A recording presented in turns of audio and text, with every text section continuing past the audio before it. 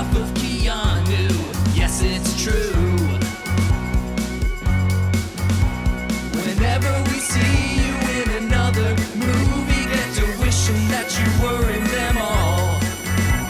Our hearts cry out, Keanu, haven't aged a day in 30 years. Now we're looking back on your career.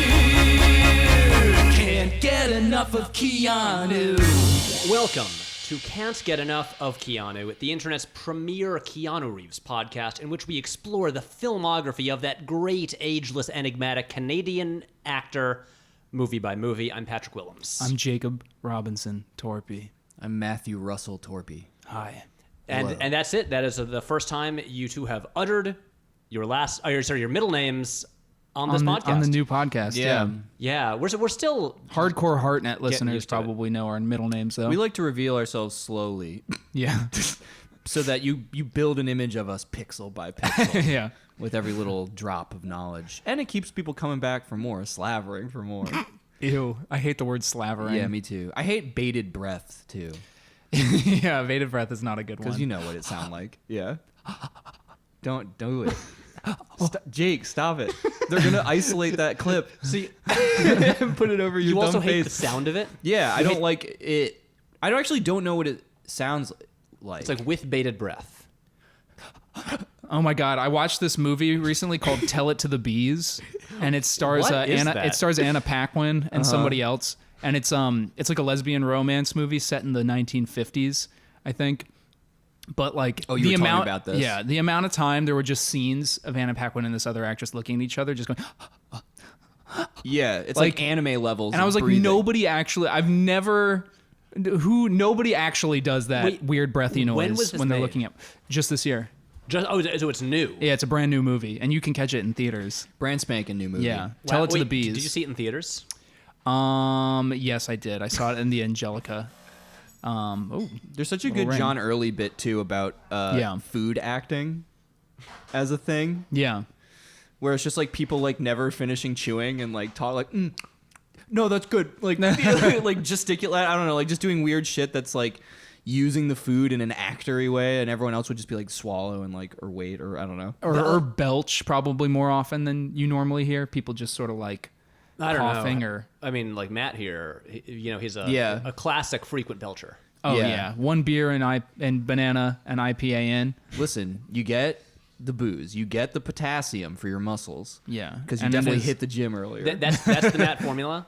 That's the those two Beer and things. banana? That's Gym the- banana IPA. IPA, that's the Matt diet. GBI. Guaranteed. GBI. Guaranteed to get you jacked up. Right? And that's another reference. Oh my God. Guaranteed to jack you up. Exactly. You know what happens at the end of the movie? Tell It to the Bees. I haven't. Spoiler alert Wait. ahead. Are there bees involved? Oh, are there? And guess what happens with the bees? Is it a My Girl situation? Actually, pretty close, except a little bit more fantastical. Spoilers for Tell It to the Bees. Yeah, sorry if anybody Yeah, was but if you waiting have a with problem- bated breath for yeah. the film Tell It to the But if you Bees. do have a problem with that, you can tell it to the freaking bees, my friend, because Jake's about to A spoil movie it. chock full of bated breathing. A little kid, the main actress whose name I'm forgetting. It's not Anna Paquin? It's not Anna Paquin. It's the other one. I'm look forgetting this her up. name. They were honestly both really good. But there's this crazy scene where her ex-husband busts into the house looking for his son who ran away from home. And obviously this guy can't handle the fact that his former wife is now starting up a lesbian relationship. It's just a big no-no at the time. But he gets so mad. Oh, it's Holiday Granger. Holiday Granger, thank you. Wow. Yeah. Not to be confused with Hermione, her sister. So he gets mad, and then he's like, blah blah blah. My son can't be around you. How will he know how to be a man? Around, Yeah, And then yeah. it slowly turns into like an aggressive rape scene. And then so the little boy, he's outside, and there's a bunch of bees in boxes. Like what are those called? Bee boxes. Beat boxes. Bee boxes. And the little kid, Apiary. shakes the bees, and he goes, "Come on, guys, come on!" And then the bees literally bust out of the roof of the boxes and fly through the cracked open window upstairs where his mom is now getting like attacked by his dad, and the bees literally sting the dad out of the house. Like the kid sends the bees to save the day for him. They're highly It's- trained attack What? bees. And the Wait, yeah. is this movie good? No. It's so bad. Yeah, it's not. It has really good intentions, but it's preposterous. Wow. I'm looking it up now. It's directed by Annabelle Jankel. Yeah. Yeah. Who I'm what? Holy shit, do you know what she directed? No. Oh my god. No, what did she direct? The Ninja Turtles Pat! movie? I'm scared. Matt, that's pretty close. Hell yes. Sonic the Hedgehog. No. Don't tell me Super Mario Bros. from Yes! 1990. It is? Yes! Oh Yes. my god. hell This yeah. movie is the furthest thing away from Super Mario Co-director Bros. of Super Mario Brothers. Does that mean she's part of the people that made Max Max Headroom, Headroom? yes. Wow, that's what a fucking bizarre Holy shit. career. Yeah, I'm looking at her filmography. This is the first movie she's made since Super Mario. She's made other stuff. Just struggling for Well, decades. has she produced stuff? But this is her first for seat back in the director's Let's seat. tell another story. The last one was so good. Honestly, Super Mario Brothers destroyed my career for 30 years or whatever. And also, honestly, Super Mario Brothers movie is great. Yeah. Matt's the number one Yeah. defender of it. I haven't seen it.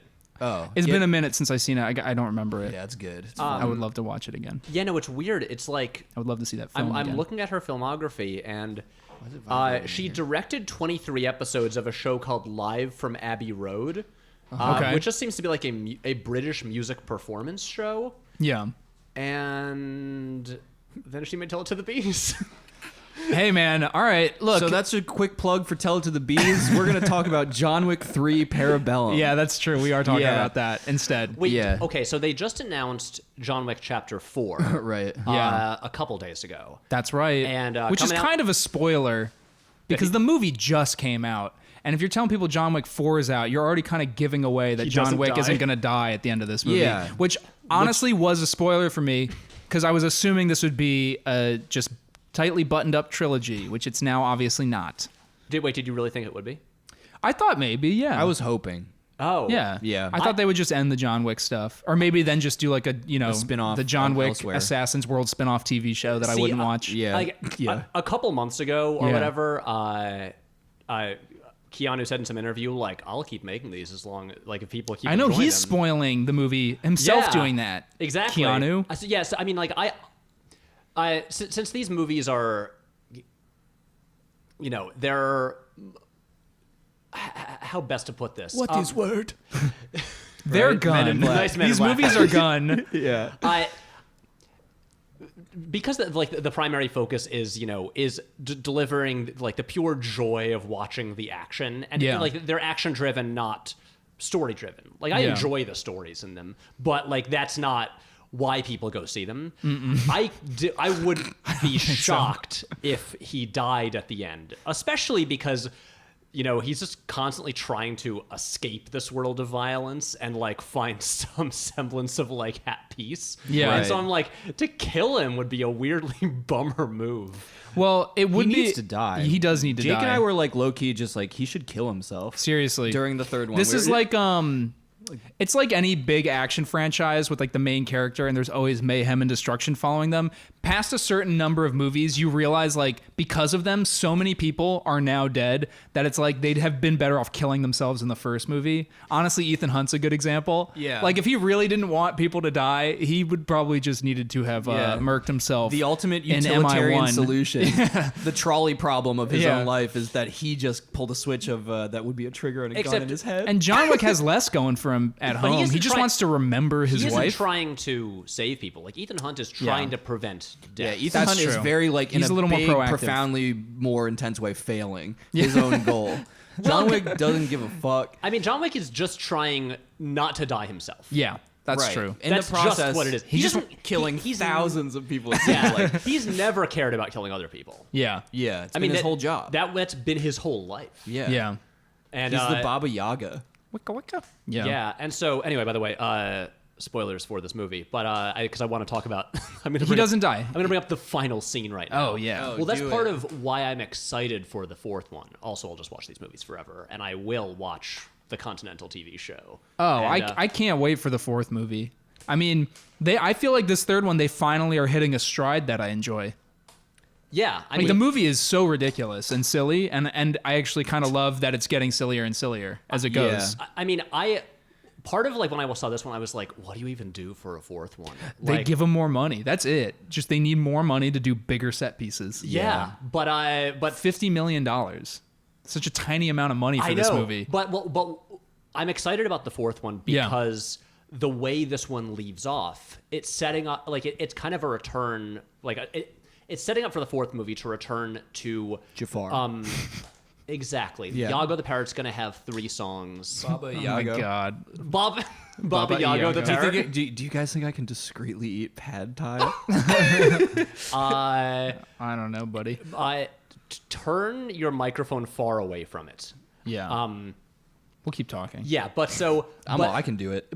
I'm a professional, man. okay, go for it, Matt. But the setup for the fourth movie is a return to the more classic revenge narrative of Right.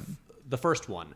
Like the first one it's so pure and simple. It's just John wants revenge. He's Yep. just on this very simple quest with a very clear goal. Yeah. Kill some punk ass. Right. And then the second Punk-ass little one, it's kids. kind of like, he gets kind of lured back in, and he's like has to like do this job against his will, and then he has to like fight for his own survival, and then he kind of gets revenge again. It's not the like emotional through line isn't quite as simple and clear. And then the third one, I think this one has like a more interesting like emotional through line Yeah. compared to the second one, because you do get to that point where he's actually wondering like what am I even existing for? Yeah. What am I doing? Right. I don't know what I'm doing with my life. That's a great Keanu. You could go impression. into male modeling, probably. I don't know. But then by the end of this one, it's Yeah. like he has more of a reason to exist again, and he has like very clearly like he knows who he wants revenge on. Oh, yeah. I mean, the this thing movie is- sets you up for the ultimate revenge movie. Coming Yeah. I out. want to see the high table. Me too. I feel like we think that it was Winston that played John, but actually John, he was doing the long con. He knew the whole time Winston would betray him, but he wanted to force his hand into doing it by having him betray the high table by killing that Italian guy, so that he could have a new reason to be mad and want to keep fighting and being John Wick, because Yeah. the potency of his wife's memory was starting to fade, and he realized he wasn't as pissed and focused anymore. Yeah, we already established the weird future John Wick who like needs to watch puppies getting injured videos Yeah, on just YouTube like- just to yeah, psych just himself up before fights. Well, because like like we were saying, the analogy to like Michael Jordan, this person who is pathologically competitive, which you kind of see in the third one too, even where like for the first time, I think you see him get pissed about his abilities instead of like just pissed at people trying to kill him. He's getting beat up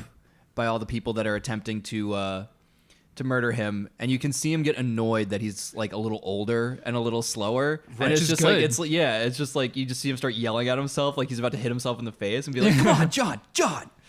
And you also get one of the things I really like about this movie is just that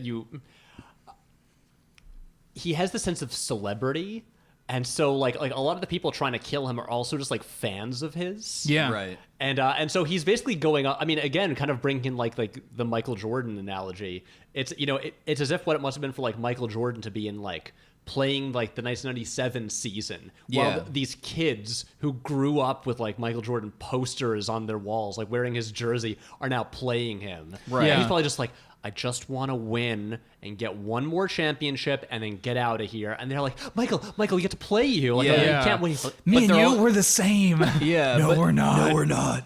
But they're also literally dunking on him. Yeah. And like he is legitimately pissed and threatened. Yeah, somebody said that. I forget. It was like a review I read somewhere, but I love the analogy that the movie was like an analogy for toxic fandom. Yeah. And a man trying to like just escape from the paparazzi continuously, and Right. fans that are berating him, and just what it's like to be the most unanonymous person on the planet, I mean, Feels like a stretch, but looking yeah. for an anonymity. See an enemy, yeah. yeah. For see an enemy. I mean, I can't stop thinking. It's like only It is a bit of a stretch. It's only kind of related, but I can't stop thinking of one of my favorite shots in this movie. Is it's in like the sort of climactic battle in the office with all the glass. Oh, yeah. When he just gets kicked through like 7 glass cases in one take. Pat, it's so funny. This is what I mean when I'm saying this is the funniest of the 3 movies yeah. so You're far. kind It's of- getting so good. You're that kind of way. wrung out by the end, so Yeah. like it's like that weird kind of hysterical laughter. Kind of Yeah. like when like people not similarly, but people started laughing at damn, what's the freaking Leo DiCaprio movie where he's Revenant? The Revenant. Oh, The Revenant. yeah. Where like I remember just like crossing some threshold where he was just being so brutalized by nature and the elements no, that the world. people and me all started cracking up. Yeah. No, I know the exact moment you're talking about. I mean, When I he didn't falls see down the horse off the Yeah, I didn't see Yep. it with you, And but then- I remember when it happened to me because this guy has the worst luck in the world. He just healed his leg. And he finds a horse and he steals a horse, but then the whole tribe of Native Americans who the Right. horse belongs to, they're all chasing after him now, and then he falls off a cliff. Right. And then he has to crawl screaming into his horse's own guts. And then he does a sort of Ace Ventura when nature calls and takes off all his clothes to stay in the guts of his horse. He just ate a big piece of liver that he didn't even like. And that's the the only liver was sustenance nasty. he had. And Yeah. of course, the difference is that The Revenant is like one of the most self-serious movies of all yes. Oh my god! time. If Iñárritu saw that people were laughing at those moments, he'd probably fall to his knees weeping. He'd just be running around the theater. Shut up! Yeah. Shut up! Shut up! Right, I mean, like you can No. honestly, like imagine Spritzing water at us. Imagine Iñárritu making John Wick. I can't do it. Oh my God. I'm sure it would look beautiful. I mean, it already looks great. It would but be one shot. It would, the whole every, movie. every action scene would be one shot. It would cost like $200 million Yeah. because doing one of these action scenes in a single take would be absurd. Yeah. But then also, it would just be like all about trying to like drive home how profound John's suffering is. Yeah. And he'd just be having like. He wouldn't just be content to look at photos of his wife. He would just Kiss be the having photos like a little bit. Jacking the movie off. would be 3 hours long. He would just be having like 5-minute dream sequences Oh, of his yeah. wife all the time. That's more Cuarón's thing, right? No, that's more Iñárritu. I guess Cuarón does a lot of dreamy stuff. Yeah. They go down the ladder of pretension from Iñárritu to Cuarón to Del Toro. Yeah. Yeah. You're And, right. They That's- get less on their high horse. That's true, You know, yeah. in that order. Right. And hey, and this movie is shot by Del Toro's cinematographer. And I Yeah. actually learned a thing recently about because Daniel Logsdon shot chapters 2 and 3, Mm-hmm. and apparently because Jonathan Stella shot the first movie, and Mm-hmm. then he went off with David Leitch to do Atomic Blonde, and the what was it? Chad Stahelski really wanted Logsdon because he had just seen the trailer for Crimson Peak and was Yeah. like, that looks cool. I want look that guy. And he was going to do another movie with Del Toro. And then as soon as apparently that movie fell apart, and Del Toro just like immediately called him up and was like, I am giving you my cinematographer. Like he's coming to you. He's going to make your movie. I love Del Toro. I have a summary judgment that I just thought of though. Go That I for it. realized that this is my least favorite John Wick movie. Really? And it has some of my favorite moments, or it had like some of the set pieces are my favorite that they've ever done. But overall, this is the like my movie least is a favorite complete one. entity. Yeah, Interesting. Yeah. Suffers the most. I've heard this so rarely. It's but why? Why? Well, because I mean, I don't know how to like elaborate this like pithily, but like No.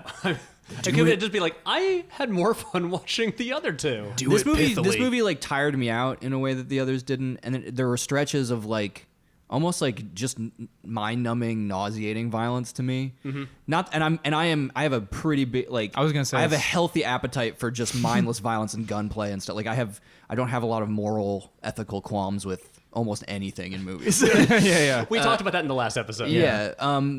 But yeah, it's more just like numbing, and I had said like basically during our conversation about John Wick 2, I just personally just seeing where it's going with like the lore and the world building. I felt that pull as you were describing between narrative, which comes second to the action.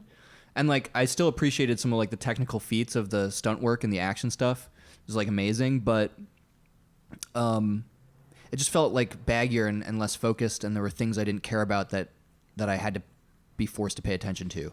I know what you mean, and I share some of those issues. For me, I definitely like it more than the second movie, and it's sort of battling it out with the first one for me. So Right. my biggest issue with it is actually, and I think it's about like the sort of like numbing violence, is I think there are two shootout, like gun-focused sequences that go on too long. I think we all agree, because I me and think Jake we're- were talking about this too. The Halle Berry sequence. Yeah, and the thing is, the Halle Berry one, which has great stuff in it, like all the dog stuff, I think rules. Yeah, I think because like it's just a new feature that you haven't seen before. when the dog runs up the wall, it's amazing. Yep. awesome. Anytime they're not using guns, really, is when they get creative. Yeah. And Yeah. then John Wick 3 is so front-loaded with all of the good stuff that I like. I heard somebody refer to it as, I think, like Keanu was calling it weapons of opportunity.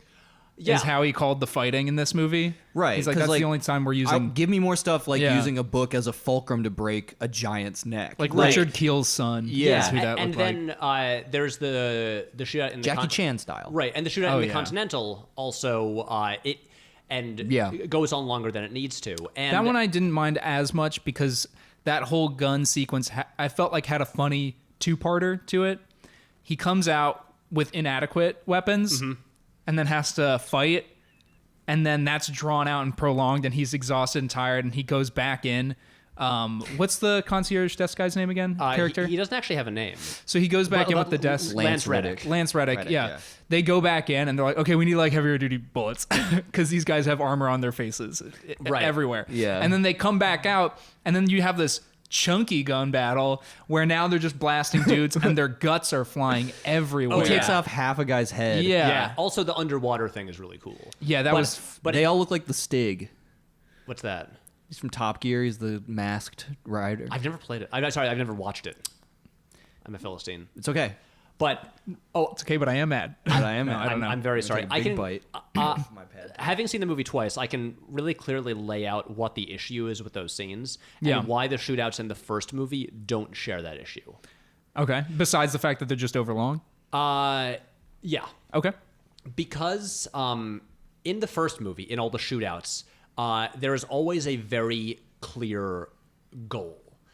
There's either a set number of guys that he has to take out, like in the house fight or shootout, like when they all come to his house to kill him. Yeah. Like they establish right at the beginning, like here's how many guys there are, so you Yep. know he has to like take them all out. Right. Yeah. And either that or in the red circle scene at the club, when he's there and he has a specific goal. It's not kill everybody. It's get to Yosef, who he's trying to kill. He's like Right. hunting.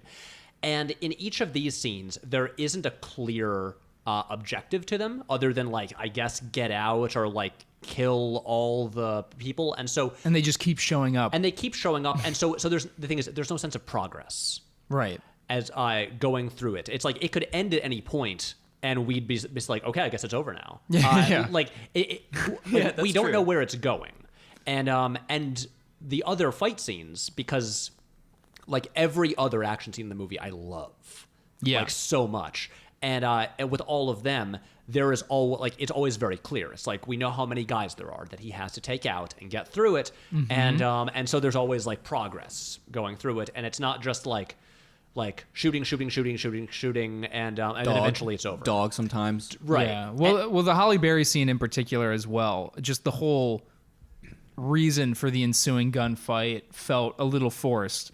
Just because we had just met Halle Berry's character and we knew that she had a passionate attachment to her daughter, who is now in some kind of like assassin's witness protection program or whatever, something yeah. that John like set up for them. So we know that they have this deep connection and she owes John a favor.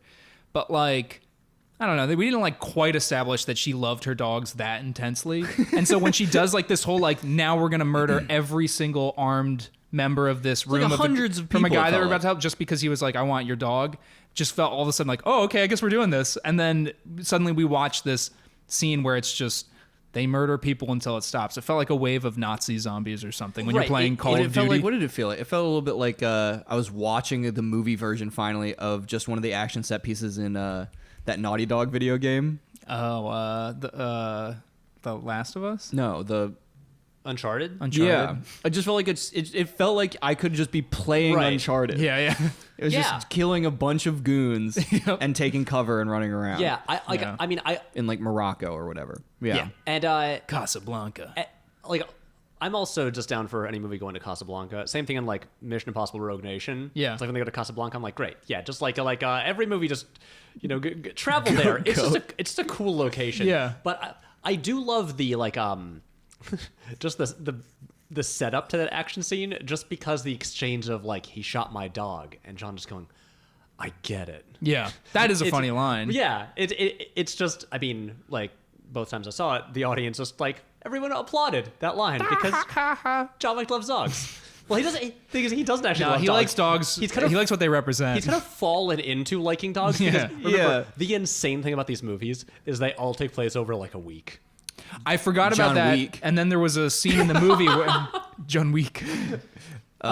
There was a scene in the movie where somebody mentioned that. It was like, I don't know, he just killed some like Russian punks a week and a half ago, and I was like, oh right. Yeah. These movies have taken place over the course He's of never laid 4 down. years of my life. He but hasn't gone to the this bathroom. is- He hasn't laid down and taken a nap. He Yeah. hasn't eaten a sandwich.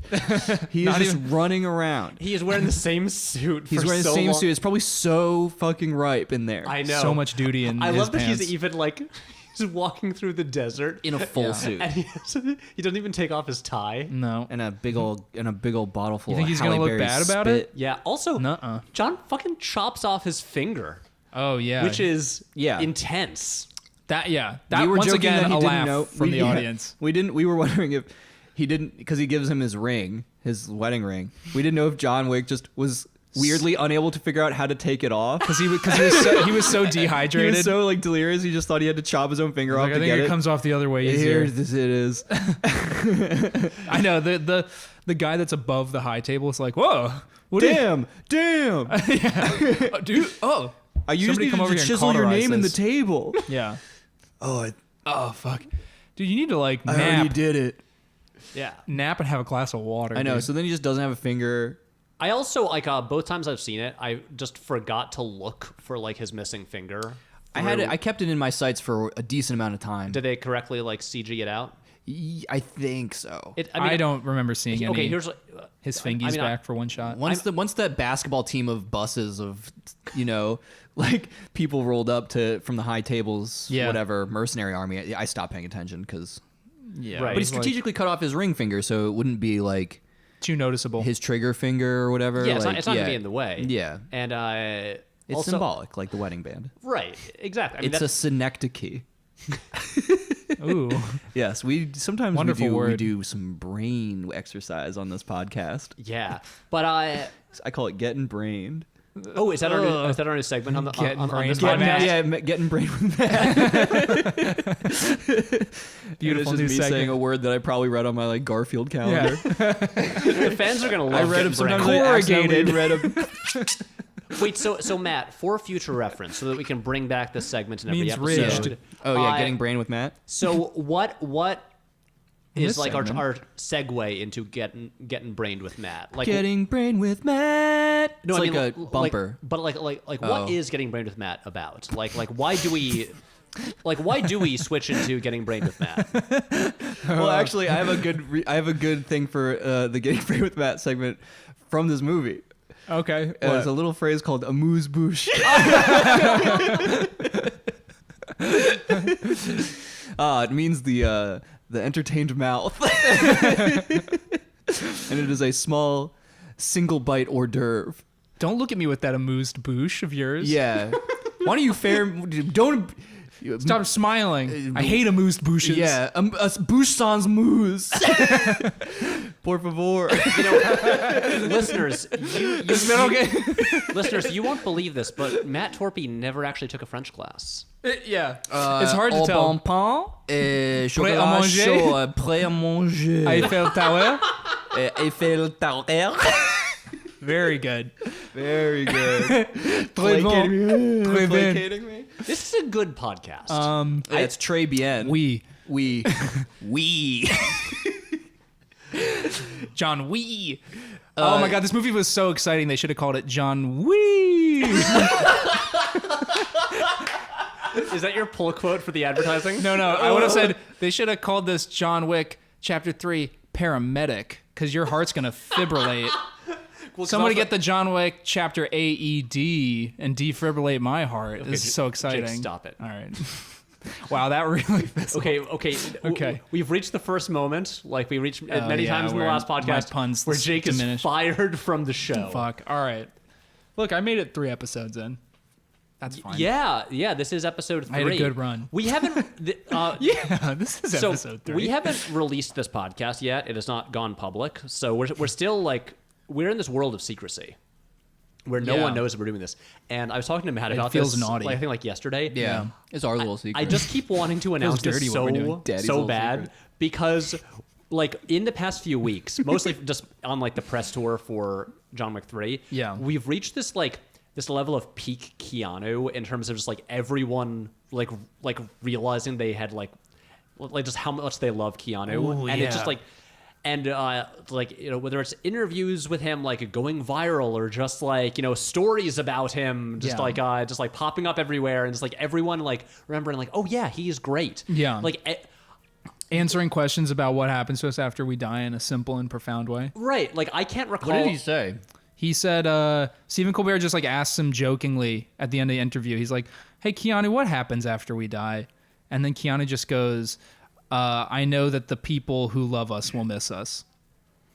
And then that's it. It's like a very sweet, like just not being, not trying to make a joke about it or be cute or funny. He just says like this weirdly kind of nice and odd thing to just come out of blue from a like a press tour a man plagued by tragedy. It sounds like yeah. Right. Well, he's not like And he does also has this like 20 years ago. He has this like I mean, get over it, fucking pussy. Keanu, come on, Keanu. I apologize for. I Oh, apologize no, for this. I don't mean Come on the that show. wasn't a tragedy. I just mean it's.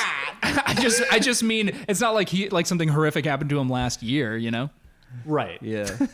That's Anyway, a good point. it Anyway. still sounds callous. Yeah. All right. All I'm sorry. saying You're is, bad. I'm so Yeah. anxious to announce this show because it just like now is the perfect time for it. We kind of like just like fell into this because we decided on this a while ago. Yeah, we tripped and And fell. I want Yeah. people to know. Also, I'm surprised how few people have actually guessed that it's Keanu. Yeah, people what a have bunch guessed- of idiots. We should do the podcasting. We're like, guys, we're so excited to share with you our new show. It's about Keanu Reeves. There's gonna be so much good content, merch. So check it out. I just want to start T-shirts, using that cadence mugs. and like the faux. Oh, just like I can't yeah. even do it. I'm physically ill, having just even kind of done it. Well, I feel nauseous now. Full of pad. I am excited. I want hate- people to hear it. I hate that I realize this, but I can probably shift into that mode pretty easily. Yeah. Oh because yeah, you as got a- the switch. As a As broadcaster. a professional YouTuber. Yeah. Oh God. Yeah, it's like I don't speak in that cadence, but As a PYT, I know I can a professional do it. YouTuber. wait, no, that's merch. Because I'm a PYT, professional YouTuber. I'm putting that on shirts. Please do. Yeah. Yeah, but that documentary came out, so Oh yeah, maybe we don't have references to Pretty Michael Young Jackson. Thing has a whole different connotation now. Yeah. I want to love you, PYT, professional YouTuber. It is interesting just seeing various places or like radio stations or just like just like who seems to just be unaware that documentary came out and that like Right. maybe it's not cool to like do like, ooh, we're gonna do like a Michael Jackson medley now. Oh yeah, I mean, I remember like the day the news came out, I went to like a coffee shop or something, and yeah, like Human Nature was just playing. I was just like, And I just looked around at everybody, and I was like, anybody making a face? No. Nobody. And they ripped R. Kelly stuff off. Yeah. Yeah, he's gone. The airwaves, not ripped off. But my question is, are there Kids Bop versions of Michael Jackson songs? Because that's extra funny. That's a good question. Also, I will say, speaking of maybe. R. Kelly, Yeah. I think it was last week. So they did they recently did this re-release of the 4 original Batman movies because it's the 30th anniversary of the '89 movie. Nice. And I missed the first 2 because they were one day only. Oh, the 2 best ones. Yeah, exactly. And I just like tweeted about this, and then Siddhant, our guest from last episode, kind of jokingly said to me, "Hey, I'll do Batman and Robin with you." And I was like, "Oh, if you do it, I'll do it." Is that that's the Mr. Freeze one? Yes. And so we went to see Batman and Robin on the big Nice to see screen you. last week. It is not as bad as its reputation. It's not good, but I had a pretty fun time. Like, all the campiness that we all complained about for years, it's not like that was an accident. Like, they were trying to be serious and failed. Like, Yeah, it it was just meant- offended people somehow. Well, you say we Way more post intensely. Nolan's Batman's. We got the gritty realism out of our system, Right. And then we realized that they were just doing like a '90s version of '60s Batman. I can see that being objectionable when you just want a faithful adaptation Yeah. and this is all you're getting. Right, But yeah. now that we've gotten like a billion faithful comic book adaptations, you can look back at that and it's like, oh wow, this filmmaker basically had like full like free reign and did a really wild, weird take on this character. Yeah. Mhm. But anyway, end credits of Batman and Robin. R. Kelly's song "Gotham City" plays. And Did the audience groan? I think most people didn't notice. Well, first Yeah, they played. I don't know if I would recognize also, that song. The Schumacher Batman movies have like weirdly great soundtracks. For example? Well, on Batman Forever, Yeah. the big single that was even nominated for an Oscar, I think, made for the song, into the movie, is a U2 song. And like "Kiss from a Rose" is on the soundtrack. Right. Yeah. Yeah. And then Batman and Robin, they got Smashing Pumpkins to do like 2 big songs. in me is a killer in you. That's the band, yeah. Yeah. That is the band. Not the song, but They're also their most famous song they sang. yeah. What song was it? Despite All My Rage? No, it's a new song. It's a not Batman- Rat in a Cage by Smashing Pumpkins? Rat in Cage. Smashing remember what that Pumpkins, song's but called. Smashing, the original part is part of Smash Mouth, and it's a mashup. I actually really like More that. like Smashing Mouth. Smashing Mouthkins. Wait, why didn't Neil Cicerega call one of his mashup albums Mash Mouth? Matt just made a bunch of S noises and then fizzled out. He was like, I like weirdo. short-circuited like what I wanted to say, and and then you just were a snake for 10 minutes. All right. that was so dorky. Anyway, I'm firing myself. the Batman and Robin soundtrack has 2 very good Smashing Pumpkins songs on it. Yeah. And it also has, I know we're not supposed to say it, but "Gotham City" by R. Kelly is a good song. Yeah. But it was just weird to hear Yeah. now, like, be in this big movie theater. My heart's and- telling me no, but my body's tell me yeah. Yes, go to Gotham City. But yeah, it was just weird to hear that song just blasting out of the speakers. Yeah. What was our anyway- point about that? Robert Kelly. We were talking Uh, about Bubbles, the we've been talk- chimpanzee. Exactly. All Bubbles right. the chimpanzee. Yeah. No, we were talking. Wait, Jake, what is in your pocket? I just have notes. on the movie. Yeah. Oh. I I mean, I'm not gonna like necessarily bring them right now. was gonna say, should we go through we're this gonna look at 'em. this movie like the story like point by point, or do you want to share a note? Yeah, do you want to share with the class what you wrote? well, hold on. I Jake, want are to you look at passing them. notes? Smash notes to your crush? No. Jake just writes mash notes to his wife. To his Oh, wife. That's can I? cute, Yeah, though. That's and cute. and they say, "I love you." They're just like, do I you like miss me? you. Circle yes or no. Do you like me? Maybe. The most, unconfident notes ever written to my own wife. Do you like me? I don't understand why. She divorces you because of this. It's like, Yeah, what's she's wrong like, with you? it's really unattractive. what you're doing. You keep doing- Okay, I do have a note that I'd like to bring up. Okay. Matt, you were talking about like your theory of what you think was going to happen, like in the future John Wick movies. Here was my theory. Okay. Okay. Okay, here's what it is. So, there's been a couple Matrix references in these movies. Wait, has there been more than one? Well, he has the Keymaker help him out in the first movie. That's a And- subtle Matrix reference. But just his presence, same as Lawrence Fishburne. His presence, Lawrence Fishburne's presence. Yep. And we also have guns. Lots of guns. Lots of guns. Yeah. Also, I think we can look at that line as a clear like reference point for how Keanu's voice has changed over time. Oh, yeah. Because I think there's three distinct eras of Keanu Reeves. Yeah. There is like late 80s, early 90s. Yep. There's the Matrix period. Yep. Through like the early to mid 2000s, and then The Wick. then the Wick period. Let's call Yeah. them cycles, like they're poems. cycles. Yeah, the Keanu Yeah. cycles. We should, and we will. His voice is we will deep. pull those audio waveforms and layer them on top of each other, and that will be available visually on the website. Yeah. We're gonna Yeah, I think I've just because I've seen the Matrix like Lots of 8,000 guns. times. I just the way his delivery of that line also. Weird trivia about the Matrix. In the trailer for that movie, they use a different take of him saying "guns, lots of guns" than is in the actual movie. Interesting. Because in the movie, he has this funny delivery where it's like "guns, lots of guns." It kind of Lots goes of up guns. on the lots, and but in John Wick 3, he says it more definitively, just like guns. guns, lots of guns. Guns. Lots of guns. Yeah. That's Just steal funny. my bit. Yeah, except I got the just laugh. did. Damn it, It bitch. sounded all very sing-songy. I'm gonna fucking kill you.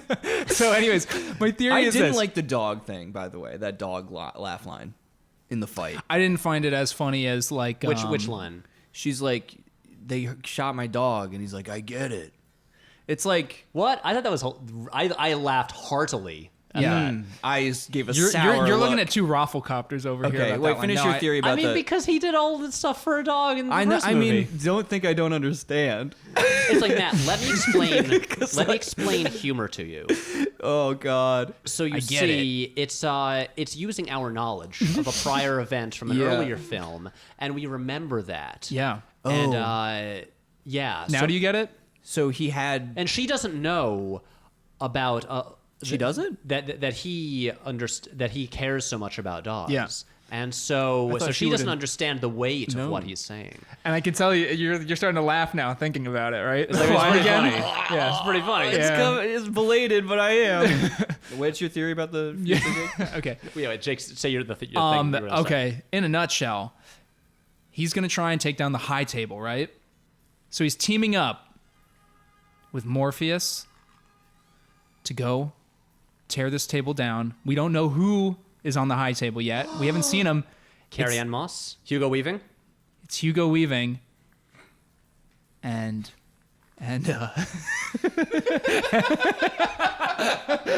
No, I wasn't gonna say Hugo Weaving. I was gonna say they slowly work their way to the high table and then they end up in the architect's room. Like they work their way so high up that they're in the Matrix again. And it's just the Matrix. And it links everything. Yeah, and it's gonna link everything. Okay. Wow. Like the Dark Tower series. Exactly. Have you seen the Is pictures that- from the new Dark Tower series?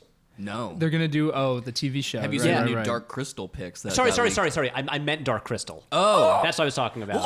Yeah, I did see it. No, I haven't seen the pics. Skeksis. Oh no. Are they of Skeksis? Yeah. Yeah, Mostly. like And they look Gelflings. exact like the puppets look exactly like you want them to look. It's Yeah. great. Cool. It's gonna be limited 10 episode I think run coming out August 30th. What is it? A Netflix? Whoa, you know so much more about this than I thought. pumped about You got this Henson head over here. Yeah, a real Henson head. Yeah, there's two things you have to know about Matt. He loves Nino Cooney. Oh, sorry. Three things. He loves Nino I love Cooney. Nino Cooney. He loves Skeksis. And he wants to die in Dune. Hashtag let Matt die in Yes. Dune. Denny Villeneuve, look, you're making a two-parter. Come on, man. Put our boy Matt in your movie. Let me be part of the. You can make me a Sardaukar, like one of those weird masked troops or something. I don't even have to have my face be involved. Yeah. If that's a problem for you. Yeah, just like in a wide Denny's shot, like- Matt gets blown up in the background. If you like looked up, you actually got our message, looked up a picture of me and went, "Look at this dopey motherfucker." No way. No way. All of my Fremen need to look Yeah, right. rad. I'm 10 times more handsome than Timothée Chalamet. So that was my big theory. That's actually a pretty good They're in the theory. Matrix. Honestly, dude, Timothée, you ugly. Oh, shit! Shots fired. It's called negging, guys. I'm gonna get it. Oh, Ooh. Timothée. Ooh, so I you feel want to just nervous. let that hang, or do you Yeah. want to let me hang with you? Wow. Timothée. We're just dropping bombs on this podcast. I'm sorry. I mean, no, I'm not. Wait, you know what I just realized that's really great? What? This is going to be like our most popular episode just because it's about a popular new movie. Hell yeah. So this is the one that the most people will listen to and then probably decide never to return. Yeah. You heard? Now I'm eating on mic. God damn it. Syrupy chicken pad thai. It's pad thai if people really wanted to get involved. No, it's Pat time for shutting Matt down. Turn his knob, Pat. Get his mic lower. Don't you turn the knob. Get him out of here. The thing Fade about him out. the thing about turning Matt's mic down is My knob. Turn Matt's knob.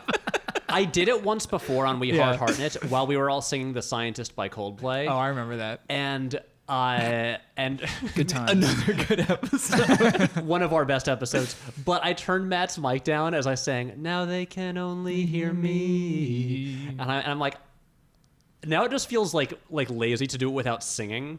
And so I'm just like, I can never precedent to set. I can but never yeah. turn Matt's mic down because I have to like have a moment as that I'm as proud of Yeah. as that one. Yeah, that's and, true. I mean, And I'll look, never give you I that peaked on just in my podcasting career with that moment in that episode. Oh yeah. So next time we break into song, maybe. Maybe. Yeah, but well, here's the question though: Is there a Keanu movie with a Coldplay song?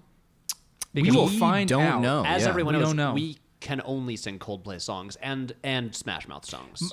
Chances are the best bet for that is the Lake House. Oh, I would have guessed Sweet November. Good second one. Sweet too. November has Sweet Enya. November. Wait. Can say what Only Time? Yeah, I believe, right? I haven't seen it. Once Keanu becomes unlocked from his square businessman Ooh, viewpoint and Also and known learns as to live. the 9/11 song. Really? Oh, okay. No, okay. What? No, let me be clear.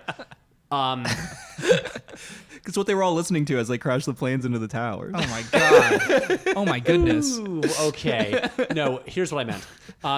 That song was it was released before, I think, but like the year before 9/11. But for some reason, after 9/11, that song like that album started selling like crazy, and that song blew up on the radio. Whoa. Did Enya do it?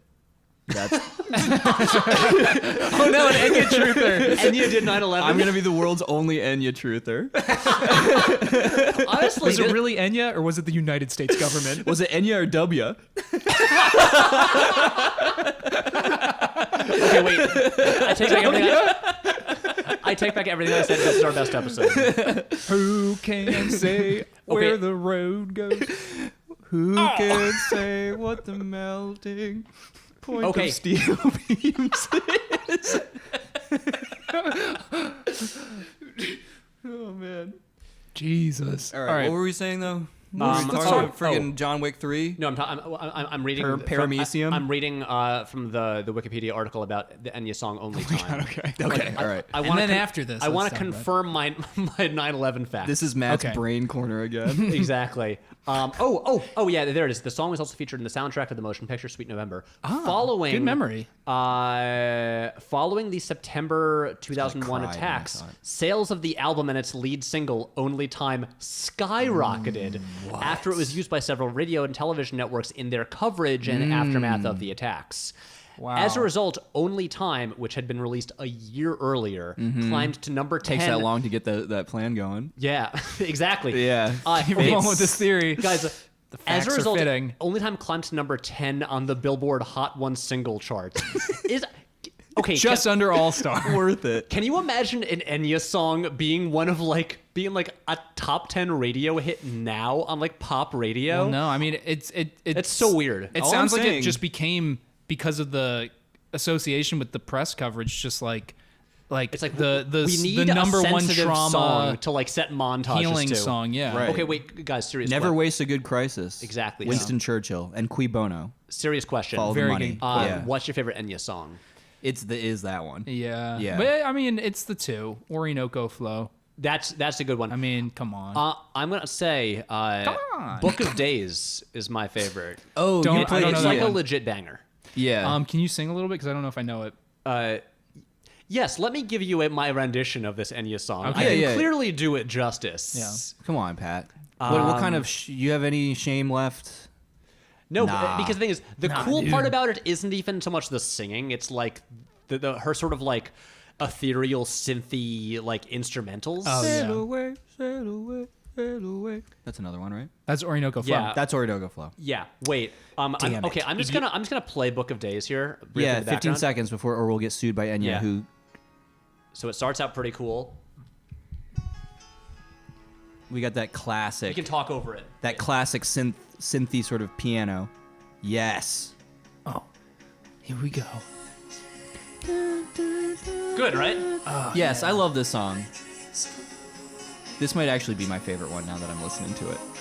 This sounds like it was in Babe, the movie Babe, when Babe, he's Pig doing in the City. Like an inspiring montage such as this. Yeah. 'Cause Someone's like getting, they're training, but they're struggling. because they played that Olivier Messiaen song or whatever in Babe. Yeah. It does sound a little bit like that.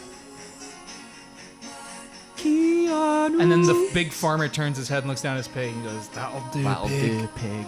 Okay, That'll do." wait, I'm gonna skip ahead a bit. Oh wait, this part's good. Let's give ahead. No, I'm not. Come on, Enya.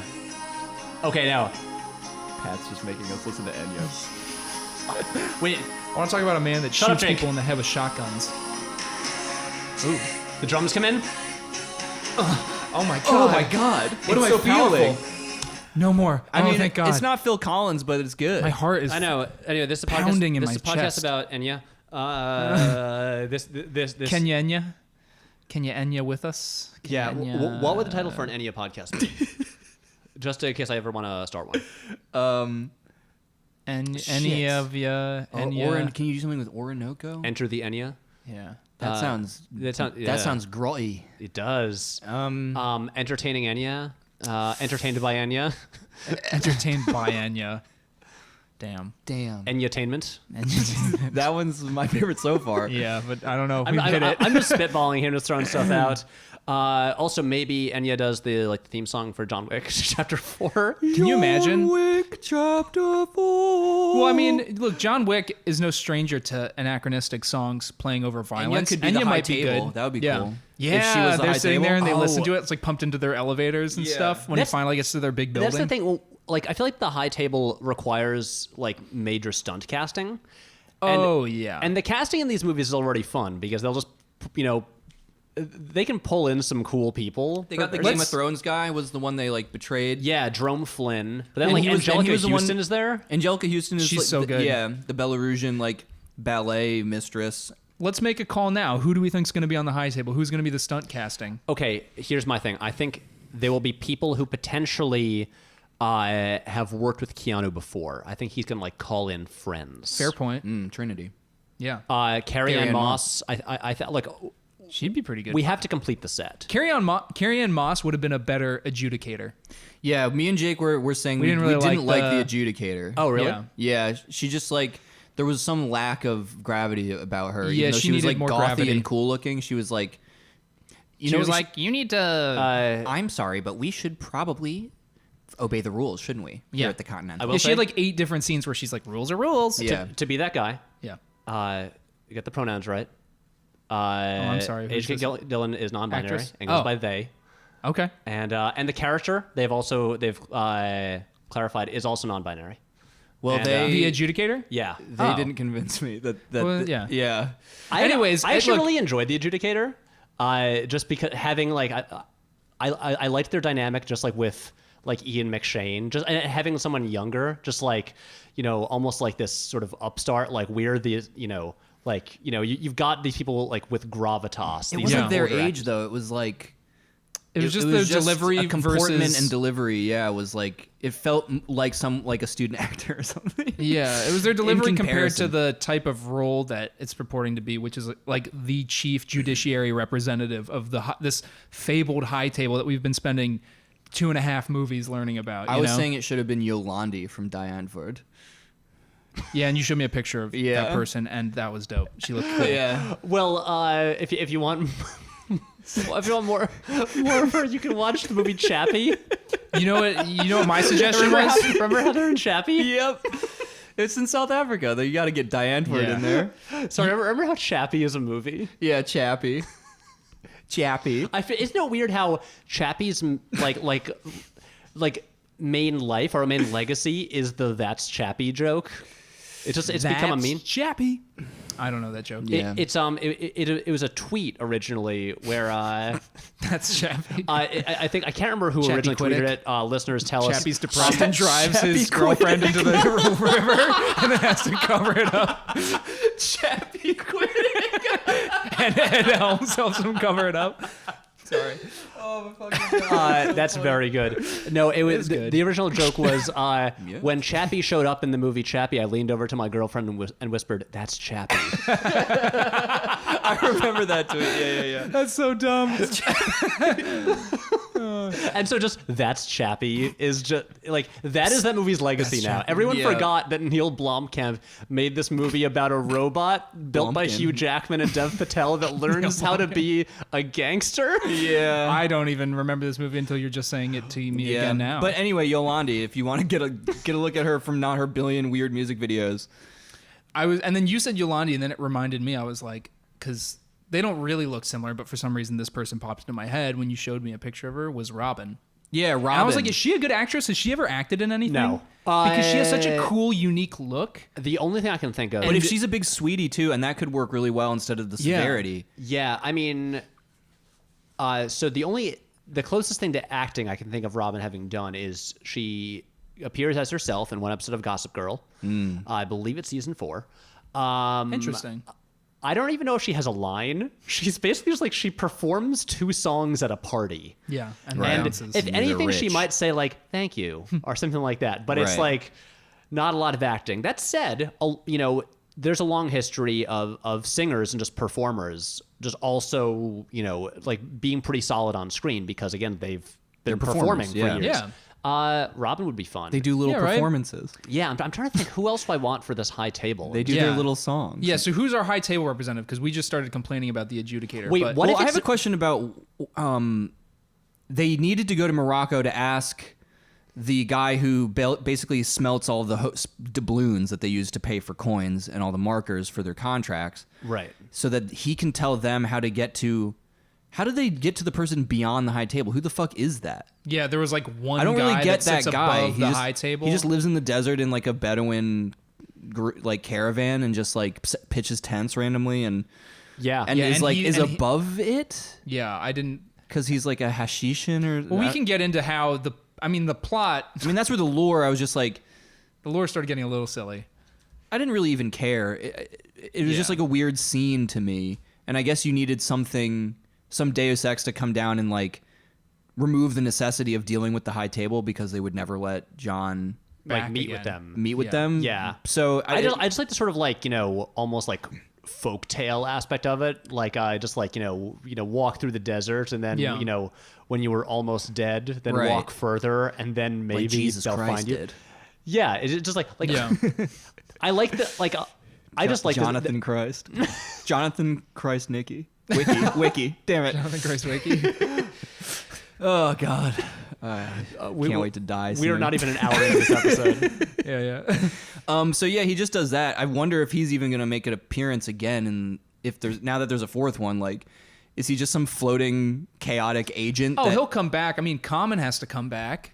Yeah. Oh, He doesn't show Common's up the in other this guy that one. is gonna. We said was gonna be on John Wick's team, Oh yeah. In the 4th Common's one. gonna come back with a vengeance. and he's gonna have the knife is gonna be just a part of him. Yeah. He's never gonna have He's gonna removed be it. half He's just gonna blade, be half running around. man. And he's gonna somehow use it to his Yeah. combat advantage. I mean, also most importantly, To there's one CQC character who people. thankfully makes it through this movie unscathed. Yeah. And has got to be a major part of the next one. the dog. No, I'm Jesus Christ, I'm talking about the TikTok man, obviously. Yeah, Chris yeah, Mantzoukas. Yeah, definitely give him more to do because he's barely in this movie. Well, the thing is, TikTok, Mr. Wick. when All right. Jason Mantzoukas is on screen, I'm happy. Me too. And I just like that he. I also just like him just like standing like in scenes while like Lawrence Fishburne is acting. Yeah, well, Lawrence Fishburne just gets sliced to bits with like a samurai sword. Ooh, brutal. But was fucked up. but like we got to have more TikTok man. 7 cuts. But in terms of 7 slits.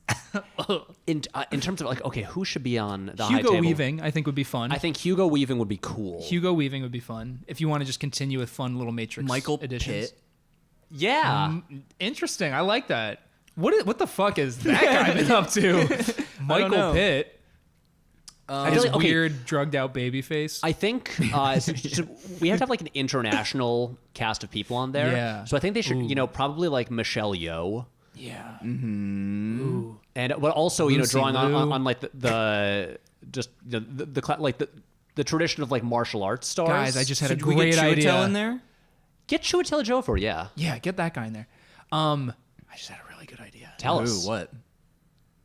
Josh Hartnett. Oh. He's the arrogant youngest member of the high table. Ooh, Yeah, I love it. Get Josh Hartnett in there. He's gonna be so good in the John Wick movies, Josh. Okay, Wait, what about who? More like Josh Wick. It's combining. The two podcasts are combining. Oh no, convergence, singularity. Oh shit. Is it Isabella Huppert? Yeah. She Yeah. would be good as like the French Yeah. contingent. By the way, did anyone? piano teacher. Speaking of her, did anyone see Greta? No, but not yet. I heard it was fun. It's fun. I like Neil Jordan. I also knew like nothing going in, and it is so wacky, and she's having the best time. It's one of those movies that I feel like for years people will debate like, is it good or bad? And That's fun though. yeah, and I'm like, you know what? I think it knows what it's doing, and I vote good. Yeah. But it's Look, Neil Jordan is a very talented story director. To directs not stories. give him the benefit of the doubt seems silly to me. right. It's He's an adult, but it is he's good at making movies. appropriately nuts, and her character is nuts, and Yeah. I say put her on the high table. Oh yeah. Yeah. Also, Isabelle Huppert is great. I will Gerard say- Depardieu in that vein would be fucking awesome. Just like with like ulcers because he's so fat. Oh yeah, He just looks- throwing down escargot. yeah, just eating snails and sucking down Wait, no. wine. Here's how it goes. Okay, we Just need has to, the gout. We need to have like a meeting of the high table, and there is actually like a literal table. Yeah. He's the only one who's eating at it. Yeah. He has like plates and plates of food snails. of Oh. snails. Yes. Just snails. And Only nothing else. snails. No, just like a plate that's a foot high of prosciutto. Well, that's one plate, and there's and the he snail sucks plate. it down. Yeah. little Yeah, slivers. he's only eating in every shot. Yeah. Okay, and he probably dies, but he dies by like choking. Like John like shoves snails down his throat until he yeah. chokes. Oh yeah, Gerard Yeah. Depardieu, like he has just inflated over the years. It's and crazy, I yeah. think would be so fun to have in one of these movies. He was Gerard he Depardieu was at a one sex point symbol. was such a good actor. And like And- a legit and fit. sex symbol and Yeah. like just an interesting dude in very, very interesting movies. And he turned into the most bizarre, nightmarishly overweight, like crazy people. He's kind of like a Brando-ish figure. He played He is, Obelisk yeah. in all those live action Asterix movies. Yeah. Right, yeah. Yeah, He that's, does. And he I mean, looks that's, like that's Obelisk actually now. so fucking perfect. I did not know that. That is great. Yeah, they made a lot of those movies. They basically didn't get releases in the U.S. They would, but they would be huge hits in France. Oh, And yeah. he was Obelisk in like a bunch of them. Yo, shout out to Asterix the Gaul. Yeah, good Read comic those. book. Yeah, those Yeah. are good.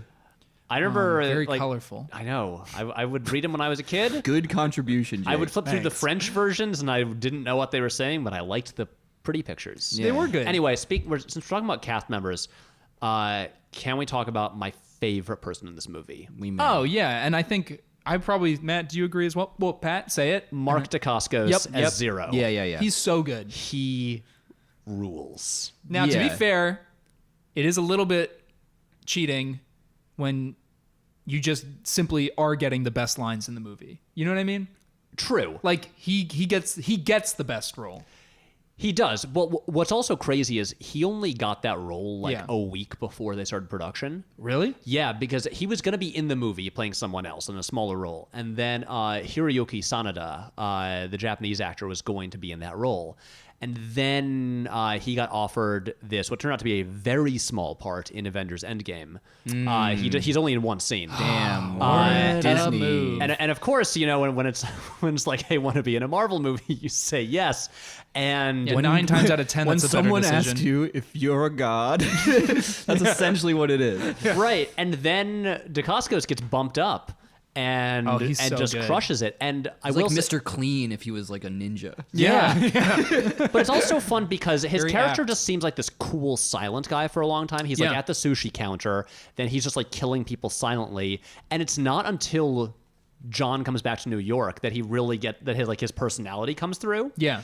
And Dacascos has such a wacky career He because was like a full-on action star for a chunk of his early career, right? yeah, but he was what a lot of people know him best from. I didn't actually know that he was in this, but because I've never watched it. But on the American version of Iron Chef, he was the chairman. Oh, On, he's like- that crazy guy that like goes like, "Blah!" Like he just like screams and like I don't know starts if the I've Iron seen Chef this. thing. I think. Yeah. That was a good gig. I only ever watched the original Asian Iron Chef just because it's crazy. It is crazy. Yeah. And the chairman on that was crazy.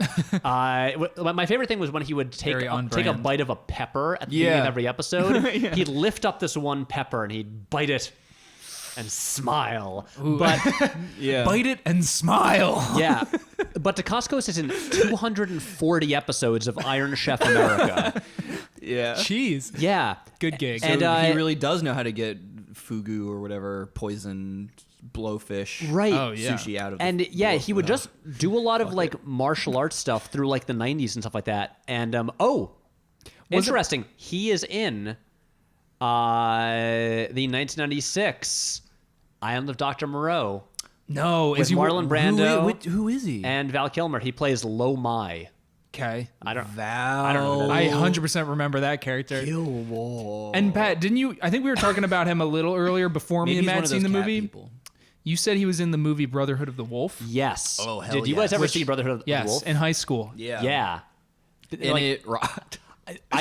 I remember that movie being awesome. It was during that period. So when I was like, I don't know, 11 or 12, and I saw The Matrix, and it was the greatest thing I'd ever seen. Yeah. And all I wanted was you were more forever movies like changed. that. And I mean, it genuinely did like change my life. It's like Yeah. it made me want to make movies. But all I wanted was movies like that. And then it kicked off this wave where, you know, you'd get like, there's a lot more like martial arts and American action movies and stuff like that. A lot of movies like constantly ripping off The Matrix. Like the Three Musketeers. No. The movie called The Musketeer. I'm sorry, the Musketeers, Musketeer. Yeah, which was like, what if we made a Three Musketeers movie, but they like did flips and stuff? I remember the So ads for stupid. that and just laughing. Just seeing people in like pantaloons, like Yeah. doing like a Still doing bullet time for no reason, but it Yeah. was muskets now. just Right. doing round offs and Yeah. stuff. But it's just, you know, you get like Romeo Must Die, and there's like bullet time and stuff like that. So silly. And Kung Pao. you get like Kung got Pao like into the fist. Yeah. Equilibrium. Equilibrium, yeah. Yeah, Equilibrium is probably like the most clear like post Matrix movie. Yeah. It's like, ooh, what if we had people in black trench coats in a science fiction world doing like kind of gun fu? Yeah. Yeah, and gun kata. Books Gun aren't kata. allowed because they make you think about things that aren't the government. Exactly. Yeah, and it's definitely from a different other book. Yeah. That idea. Fahrenheit. 420, something. baby. Yeah. Fahrenheit 420. But Brotherhood of the Wolf was this funny thing in that it came out in 2001. It was a French movie. Yep. Set Set in Scotland. no, set in France. Oh. Was it in Taipei? Just getting everything wrong. And that was one of these ones that I remember I saw it once, and I was like, "This is cool," and because it's like a martial arts horror period piece from France. Yep. Yeah. Because it's got these people in tri-corner hats, like who are like sent from like the government or whatever. It's like Bloodborne. Think of that game. Sure, I haven't played it. It's like Legacy of Kain. Soul Reaver. But It's like Blood Omen. they're basically there. It's almost like a Hound of the Baskervilles thing. It's like Yeah. they're there to like stop this giant wolf monster that's like terrorizing the countryside. And you got this one French guy, and then his like sort of almost like his Kato, Yeah. who is Yeah. played by Dacascos. Also, I remember Brotherhood of the Wolf has one of the wildest scene transitions I've ever seen. There's a part, so it's got Monica Bellucci in it. Yep. Nice. And there's a scene where she's naked and laying on a Nice. bed. And Okay. the camera I like can moves visualize toward it. her, and it seeing it. crossfades from her breast into a mountain. Yeah. Oh. Shakira style. Notice that my breasts are small and humble, so you don't confuse them with mountains. Wherever, whenever, we'll always be together. Sorry, I And she crawling around in the mud. I like that music video. I like having a video with Shakira in it. Shakira. Cocktail time. I'm still reeling from Jake singing Shakira. Crack open a gin and tonic. Have a little Shakira sesh. She's being the creepiest Wait, person. is this the All best right. episode of like podcasting ever? Yeah. You just gotta be chill about it, bro. You gotta act Stop like you've calling been there attention to before, it. Stop bro. calling attention to But it. like I keep thinking like, are we revolutionizing the medium right now? We'll see when it comes out. I will see. We'll find. I mean, We'll this see is what people say. if you really like are a sommelier of the art forms. It's got a little bit of the Prairie Home Companion in there. There's a lot of like Foley work. If you like mukbang, I'm eating. For the mukbangers. For all the mukbangers. So you know how wine has mouthfeel? Yeah. Do podcasts have ear feel? Yeah, and Yes. our ear feel is definitely Pleasurable, creamy? pleasurable and creamy with a long finish. Long. Yeah, about as long as a finish can probably get. I think so. Anyway, It's like you never finish.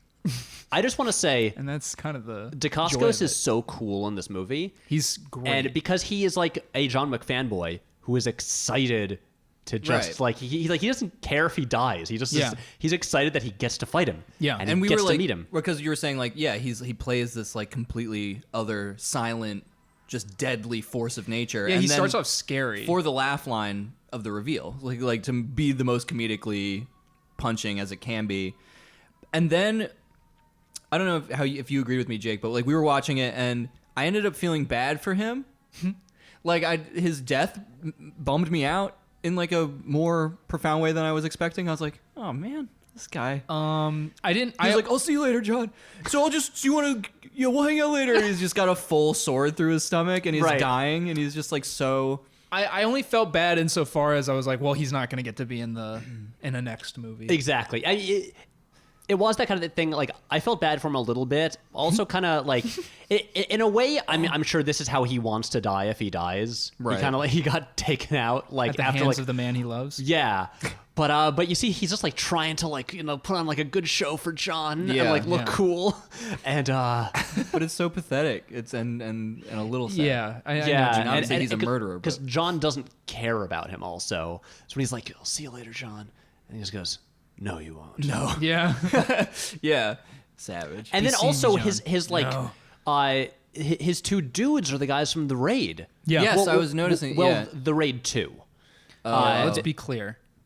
Oh, well, sorry. One of them is from both raids. Yeah, the one is The other one is the guy with like the knives from the kitchen fight, Oh yeah. and They're great. they're great. And it's also a similar kind of thing where they're just like they like let him get up and stuff like that. Yeah, 'Cause they're so enthralled with the fact that, oh my god, we're fighting John Wick, Jonathan Wick. Here, let him like get up. That actually was one of the scenes that made me laugh out loud. Is when they let John and they reach out their hand to like lift him back up to fight again, and he like pushes him back a little bit. He's like, let me just get the fuck up, and I will turn around and fight you guys. All right, don't touch me. right. Don't touch me, bro. I liked that. I liked seeing John kind of like that felt more character developing than like anything I'd seen in the past like hour. Was like him just getting annoyed at his physical limitations and also Right. like these people, these obsequious people that were also trying to murder Who him. should have just killed him Yeah. quickly because he lost the fight 3 different times already. Yeah, he's but like they just mad keep at wanting him himself. to get up. Yeah. I mean, it's like, it's "You a idiots." dynamic I've never seen before in an action movie.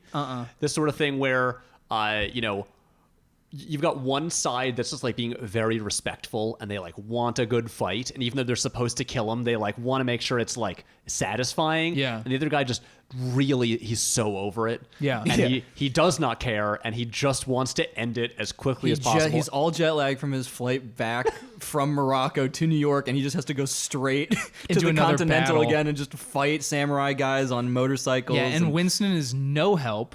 Winston is sitting in a lovely room. Okay, that's also a Sealed gag that off, I love. and drinking wine. Drinking wine. When they'll just like Freaking go wino. back in there and Yeah. he's just chilling out and they're so tired and hurt. Me and like- Matt kept laughing when we were watching it because we just imagined they come back in and they're like, "We need heavier duty guns," and he's just like, "I think they might be I think they might be over here." And it's like, "How many drinks have you had, Winston?" And he's like, 2 glasses of wine. Only I feel a two. little. I don't remember where the heavier bullets are. Are you and then they're guys just doing a pissed good off. job out there? Yeah, please. Are they But that's dead where you're yet? supposed to like feel the shift in him too. Yeah. Right. Where you're like, this guy's an asshole. Yeah, he's he's- sitting in a big leather chair. he's with not the doing pupper. anything.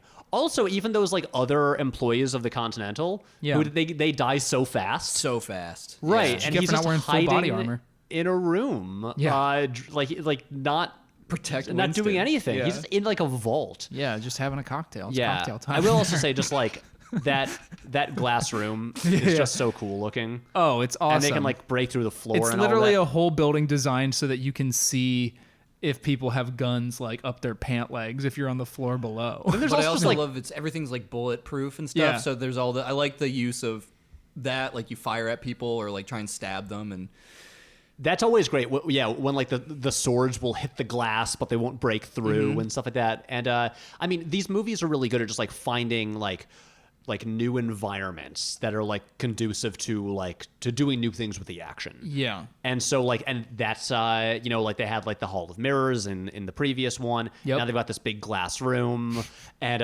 where also just like people smashing through glass is always fun. Oh Right. my God. Yeah. And like you said, that gag right at the end, Keanu's so tired and just getting drop kicked into 7 glass display cases, one at a time. It's like the is rake so gag funny. of action movies. Yeah. yeah. Can we rewind back though, just because again this movie is about the action set pieces primarily. The first half hour. Yeah. Yeah. The So first half hour, it's, I mean, it's so good. it's like, honestly, that stretch is like the greatest thing I've ever seen. It was so for that. Yeah. It was so. Yeah. I was thrilled. That's how I could describe it. like nothing could top it. No, I was just like, yeah, I was doing the classic edge of my seat move. I was just so entertained and thrilled. I was like, oh no. Oh. Oh, yeah. The countdown to the hour. He goes to the library. Him having to like suture up himself. He shoots the guy to The make it look- doctor. Right. Yeah, the doctor just to. Once again, huge laugh from everybody. Well, that's fucking hilarious. Yeah. Like, they You're gonna have to really shoot me, like John. the heaviest hits are for me. Yeah, so front loaded into the first 30 minutes. The fight in the library is so funny. That guy is just so much Boban? bigger than Yeah. It's so much. He's A like pro basketball player. no Oh, one really? will know, John. yeah. Come Yeah. on. I mean, Fight He's just me. quoting Dostoevsky to him or Dante or whatever. right. I mean, that's basically like the fight with Kareem Abdul-Jabbar in the Game of Death. Yeah, exactly. And Yeah. I mean, it's a basketball player. Yeah. Yeah. But it's such, again, he's so tall. It's such a good dynamic. And then the finishing kill move is Oh. just, it's so Wonderful. good. Head over the neck. Although you could break tell your he's neck not a over stunt the guy book. because he wasn't play acting like he got hit as well Right. as other people. I did notice that. But, and Jake, you agree with me. The best scene is the room full of knives. No, it's the knives. It's Yeah, the the knives. fucking is the best knives scene. Like, That shit was so funny and Oh my God. violent and like cool, and like when they realize there's all these knives everywhere and they just start throwing them constantly. Yeah, and Just people getting filled with knives. filled to the brim with knives. okay, we should actually rewind because that scene starts cool because Yeah. he breaks in and there's just the old 1800s guns. Yep, and he's trying to load him. And and then you've got the nod to The Good, the Bad, and the Ugly, where he has to assemble a gun and then to fit a bullet into it just to shoot one shot. Yep.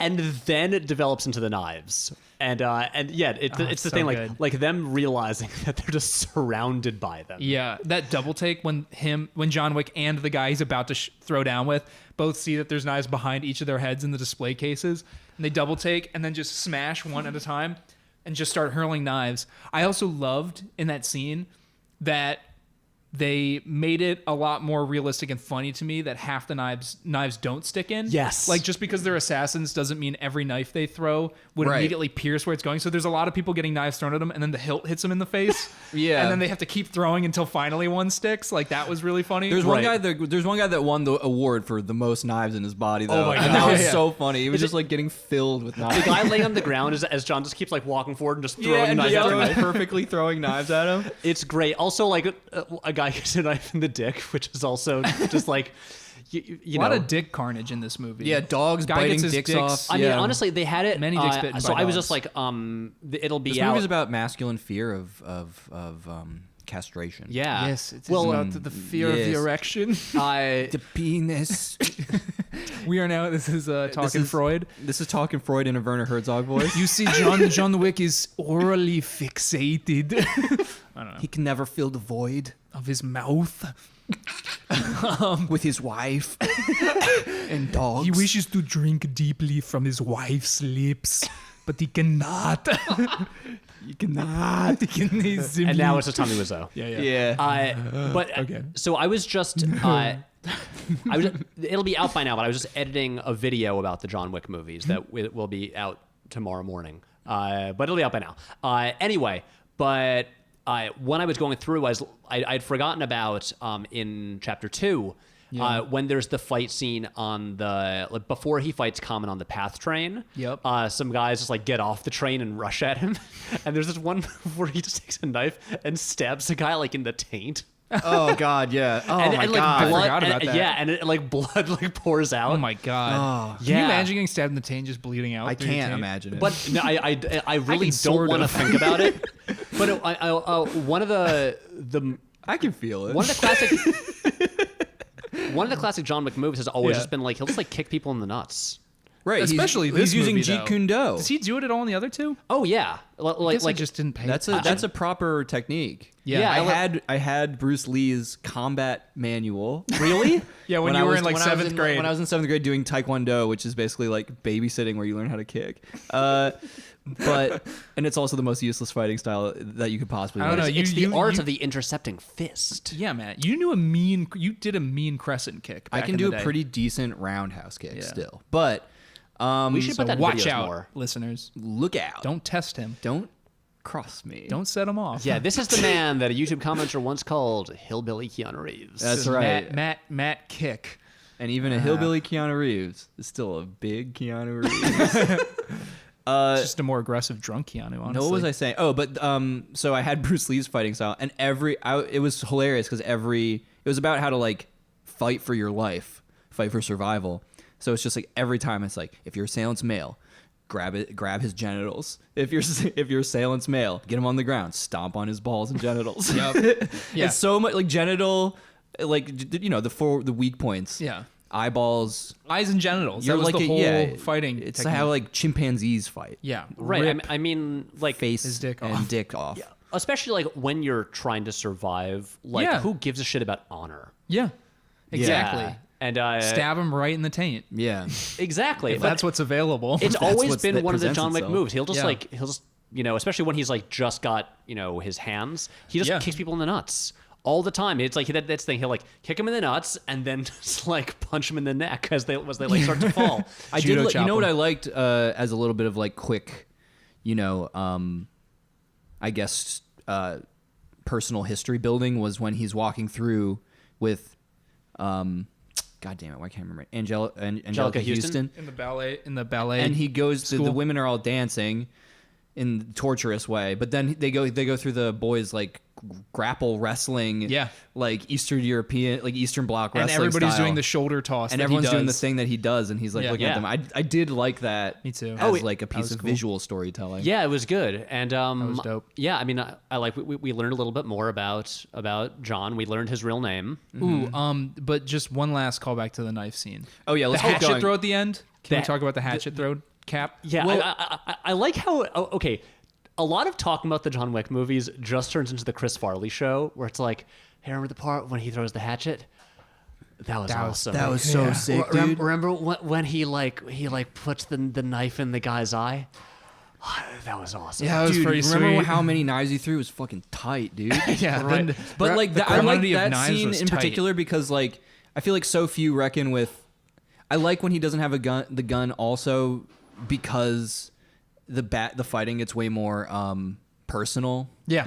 And that's always better to me because so yeah, the most brutal piece of violence in the whole movie to me is what you just said. He slowly stabs somebody right in their eye, and you just watch it happen slowly. And it's like Shian Andalou. It's just like, like Exactly. it's just it just kills him like that. Yeah, It's gross. it's like It's nasty. It's like a way of one-upping the moment in the first movie. At the end of the Right. house fight, when Right. he like has to like force the knife into the guy's chest. He slowly stabs quite a few people in this one. I mean, zero right at the end. But they don't have the like. Oh oomph yeah, of him but like in terms just of killing somebody. especially like Oh, yeah. holding on a single take. Yeah. Yeah. Because like in the house fight in the first movie, it's like this wide shot that keeps like slowly pushing in as he's just trying to get this knife into this guy's chest. Yeah. And here you keep thinking they're gonna cut away, and it just holds as he sinks the knife into the guy's eye. Yeah. Also, I'm just like, how the fuck did they do that? Dude, CGI, EYE. Right. I was listening to an interview with Chad Stahelski just talking about it, and he like his like approach to all of the action and all that, and just like him like breaking down like how they do what they do. Right. He's got a fascinating career. But yeah, he did say like that they figured out a way to do that with like digital enhancement, but it's like seamless. Oh yeah, it looks really, really good. But you know what the other problem is, like, just from an action choreography standpoint, is like with the gunplay stuff. I mean, with the hand-to-hand fighting or fighting with weaponry, I was way more aware of, but also able to believe, like, recovery time and like location was way narrower because you have to engage in close quarters. Yep. Whereas you can't fire at somebody from a million feet away, and like, so the tension was heavier because like you'd see them like punch someone in the throat, you'd see them hit something or fall down. I would like watch them out of the corner of my eye recovering to see if it wasn't like ludicrous. They weren't like, you know, a soccer player that, you know, got tapped in the elbow and then pretending. So like, Yeah. Hands on the head. so like just the tension of everything is way higher, and that's like way more interesting to me Oh yeah. than, you know, wave after wave of people just getting their heads blasted off and seemingly just sort of unbelievably not just all advancing as a line and just raining bullets down, because there were literally agreed. 100 guys in some of these places. Right. I mean, the enemies become more human that way. Yeah. Because they take longer to die. Right, you get to look at their face and stuff, and yeah. Exactly. and when the main characters get visibly and noticeably injured, that too Right. really draws you in. And that was one thing I liked about this movie, at least, is that, I mean, John Wick is tired as fuck by the end He starts of to this become movie. unbelievably unbreakable, though. Yeah, Like, I the mean, fact that when he's he alive fights at the Zero, end. yeah. Like, Well, yeah, the is- last thing when he falls off the building. Yeah, I'm like, come on, dude. He is John Wick, but he's like, he lived in the Jersey suburbs for a while. He's not just Yeah. he's not freaking Bruce Willis. Yeah. But can I just say for the ending, Oh yeah. I know we're just jumping all around, but who cares? Okay, because then I'm going to jump back. Sure. His face should have been fucked up. I wanted John. That I would've been was funny. really hoping that, because you see him slam his damn full face into the side of a metal garbage Right. dumpster. His nose should be caved in, and he should look like a fucked up monster for the fourth one. Yeah, That that would was be my cool. desire. He should look like Tom Cruise from Vanilla Sky Yeah. Ooh. for the rest of the series. Just a beast. I was Yeah. pleased that like Lawrence Fishburne looked like solidly fucked up. Yeah, Yeah. Keanu was always scenically fucked up, and he straight up got shot a bunch of times and then jumped and just slammed his full body every bone. Yep. Right. It fell 100 feet. It's Yeah. rough. I just wanted to jump back, and again, Oh, yeah, there's yeah. only so many times that you can say this was cool, but using the horse kicking someone as like a weapon was like Yeah. it's a beautiful move, And to do it twice, to be ballsy enough to kill two guys with the horse I kick. know, and then you get the move when he's on the horse and like hangs off of one side to shoot people. Yeah. And it's beautiful. It's wonderful. Also, it's like I'm still trying to figure out how they pulled off some of the shots with the motorcycle sword fight on the Verrazano Bridge. Yeah. I was thinking about that too. because the takes are long. The takes are long. And the camera moves around, and so you can see that it's not like they're green screened them in there. They're on the bridge. Yeah, there's definitely some digital trickery afoot, but yeah, it's hard to pinpoint what it is exactly. Right. I was a little disappointed by the motorcycle chase because it was probably, based on the trailer, it was the fight scene I was the most excited for going Right, into it's it. pretty brief. Because that opening introductory shot of he's surrounded on both sides by these ninjas, and then they all unanimously unsheath their samurai blades, and then the camera like pushes into John Wick, and then it spins around him, and then suddenly you're tracking backwards Right. in front of everybody. Head on, yeah. That's such a cool shot, and they put it in the trailer, and I was ready for just this like the most elaborate. And that scene actually ends quicker than I thought it was going to. It does. It's got some excellent moves in there. There's some cool stuff, but then he ends up just turning around and going back down the bridge the other way. Right. Yeah. I really love this movie was making me think about this is still like a high watermark for me as far as like my experience of emotional exhilaration at having seen an action scene in a movie just in the theaters and just being like completely blown away. I bet I know what you're going to say. So I rewatched clips from this movie to just see like A, if they still hold up, and B, like what do I think is different about those versus stuff in John Wick. And Pat, I think I've talked about this to you a lot of times. The movie for me that I remember coming out of like on the edge of my seat, vibrating with adrenaline, was Pirates of the Caribbean 2. Yes, I knew it. Whatever it's called, Yo Ho Ho and a bottle of rum. Wait. Dead Man's Chest. Okay, yeah. Whatever. So close. So that movie, I just remember like I was like so jacked with adrenaline after I saw it, because just the action scenes to me were so fun. They were the perfect combo of just funny moments and just the action logic flowing perfectly of just whatever Right. little consequence in the scene earlier impacts as it goes, like a chain reaction of events, Right. of just things like, you know, the scene where they're all sword fighting on the beach and they start sword fighting in a big abandoned castle. Oh my God. Dance on top of a giant wheel, you know, and they're all trying to steal the same key from one another. And so I rewatched clips from that movie, mainly the scene when Captain Jack Sparrow tries to escape the island of cannibals. That Where's the scene's rum pretty gone? great. Yeah. Oh, and they're in the weird good. like spherical cage that like bounces through the island. Yep. Yeah. And Jack Sparrow. Shit, why didn't they cast Jack Black as Jack Sparrow? Oh, he should have been in. He He didn't need to be Jack Sparrow, but he should have been in the Pirates of the Caribbean movies. He would enunciate so much. It would be like, "This is Captain Jack Sparrow." Yeah. What's Jacqueline Jackals? You know, it's Shackles. And Johnny Depp has to run around because his arms and legs are tied. He was about to get spit roasted by So the he's got the cannibals. stick So he's got on the his stick on back. his back, and the stick keeps collecting different fruits and like melons that then weight the stick down in odd ways that keeps him from being able to run around properly. And that leads to just such funny physical comedy.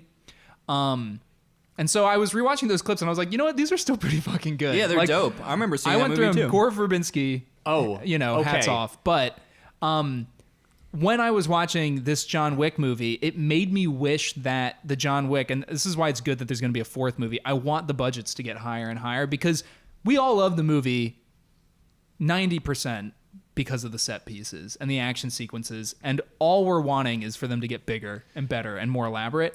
And I would Right. love to see a little bit of that really extravagantly staged, consequential action scenes there, like, and that's why the motorcycle scene to me kind of, there were some scenes that really just felt like they were like they just It was thought really motorcycle episodic. sequence, let's just do that, and then but then they didn't really happen with much consequence, Like discreet moment. or that there would, being like a you know, like he just turns around and then he's back in a new You know what was location. weird was damn it, what's the Fast and Furious spinoff movie?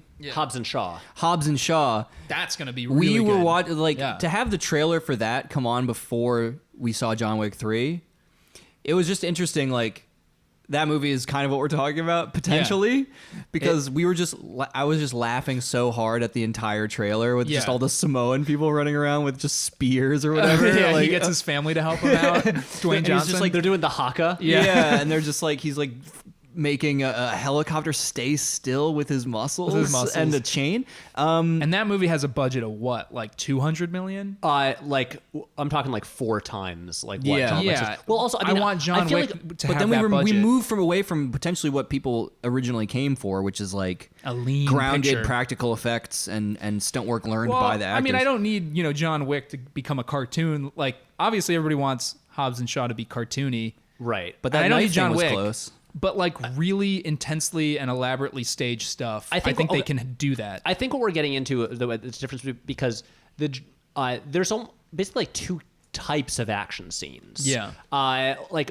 on the one hand, like the Verbinski ones, you know, that are again like from like huge blockbusters. Those Right. sort of get more into almost like the sort of like Spielberg type set piece of like the really elaborate sort of like complex action sequence Yeah. that with also like an element of spectacle to it. Mm-hmm. And the John Wick ones, those are more of the like very choreography based kind of Yeah. like a like martial arts tradition that honestly, in terms of how they function in the movies, like the John Wick ones, I think like they function a lot more like musical numbers in a musical, and especially like how choreography based they are. Yeah. They're Yeah. more like, you know, here is a setup for just like an incredible example of like these physical performers doing this like really elaborate, like, you know, elaborately choreographed, Yeah. like performance for you. Yeah. And so And when I was listening to Stahelski talking about this,